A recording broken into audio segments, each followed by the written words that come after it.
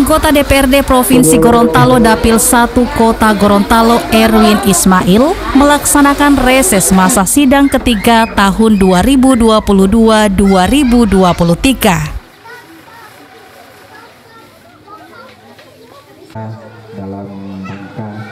Masa reses persidangan ketiga tahun 2022-2023 dimanfaatkan oleh anggota DPRD Provinsi Gorontalo, Dapil 1 Kota Gorontalo Erwin Ismail untuk menemui dan menampung aspirasi dari konstituennya di Kecamatan Sipatana, Kota Gorontalo. Reses yang dipusatkan di salah satu rumah warga Kelurahan Bulotada Timur tersebut, anggota DPRD dari Partai Demokrat ini mendapat berbagai aspirasi baik yang disampaikan oleh warga maupun lurah setempat. Adapun dari sekian aspirasi yang disampaikan tersebut, 2 diantaranya berupa bantuan modal usaha dan pembangunan masjid.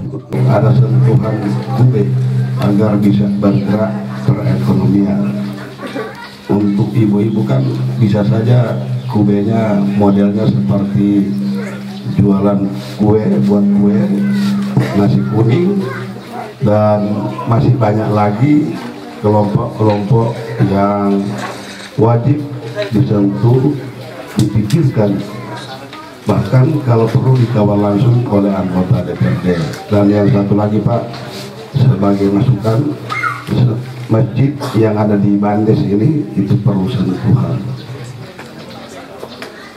Ada proposal, tapi saya katakan ke takmirul masjid, tolong hubungi anggota DPRD yang ada di provinsi.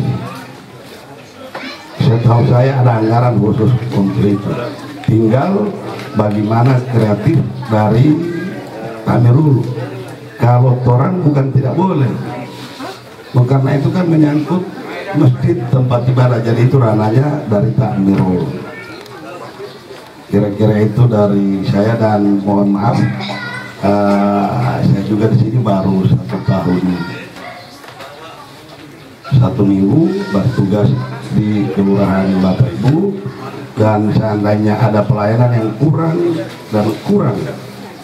dari teman-teman di kelurahan, tolong ingatkan saya supaya kita akan menuju ke pelayanan prima, walaupun masih banyak kekurangan terutama sarana dan prasarana. Menanggapi aspirasi tersebut, Erwin Ismail mengatakan akan memperjuangkannya di DPRD, khususnya bagi mereka yang membutuhkan bantuan modal usaha. Ya, jadi tugasnya kita reses selain kita menyerap aspirasi itu kan kita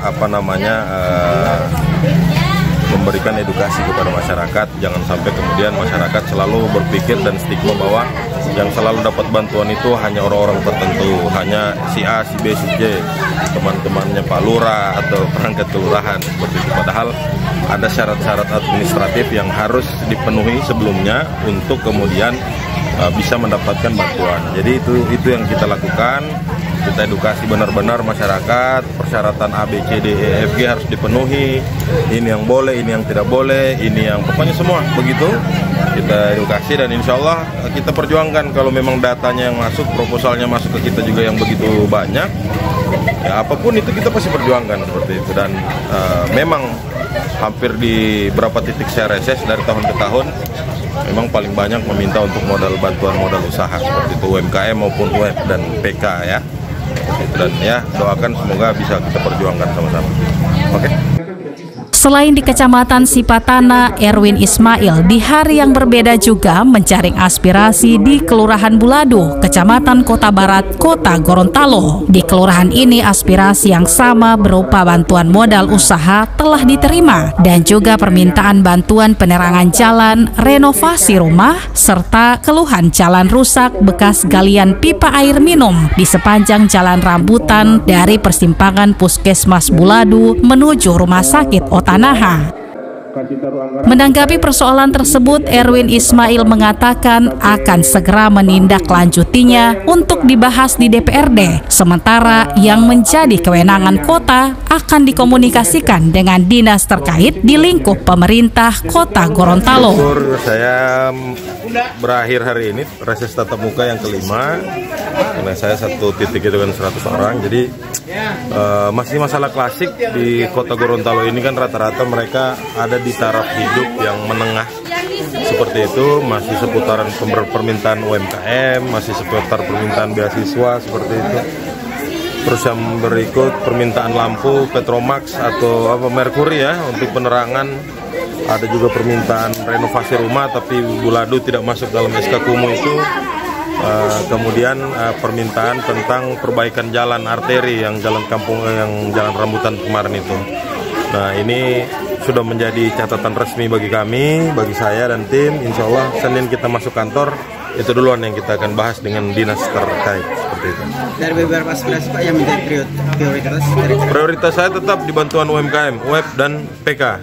Kemudian di beasiswa itu dulu, karena kita membangun bagaimana ekonomi masyarakat bisa kuat lagi, pulih pasca COVID-19 kemarin. Jadi memang bantuan ini kita harapkan bisa turun sebanyak-banyaknya dan mampu dia mengorganisir kemampuan ekonomi daya beli dari masyarakat itu sendiri. Selain itu bidang pendidikan ya beasiswa. Kita bicara SDM di Kota Gorontalo, kita harus lebih maju satu tingkat dari kabupaten kota yang ada di Provinsi Gorontalo. Bisa dieksekusi mulai APBDP atau APBD? APBDP, makanya reses saya sebar di banyak titik supaya kan kita bisa masuk. Kalau nggak salah 2 minggu lagi kita udah kuah PPAS. Nah, nanti kita bertarung di situ, kita ini lagi. Saya pengennya sih di perubahan ini sudah mulai ada seperti itu. Yang UMKM dengan beasiswa itu ya? Terutama beasiswa dan bantuan usaha. Pak, kalau tanggapan terkait jalan rambutan ini Pak, ini kan katanya sudah tahun-tahunnya. Kita lihat dulu karena status jalan itu kan biasa ada di Bina Marga di PUPR.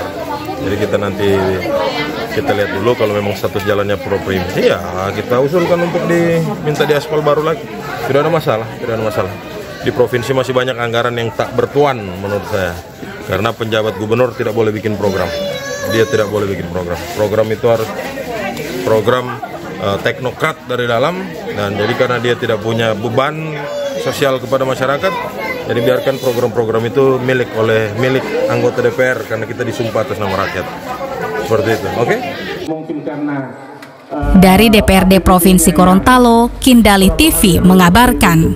oleh masyarakat Kelurahan Bulado.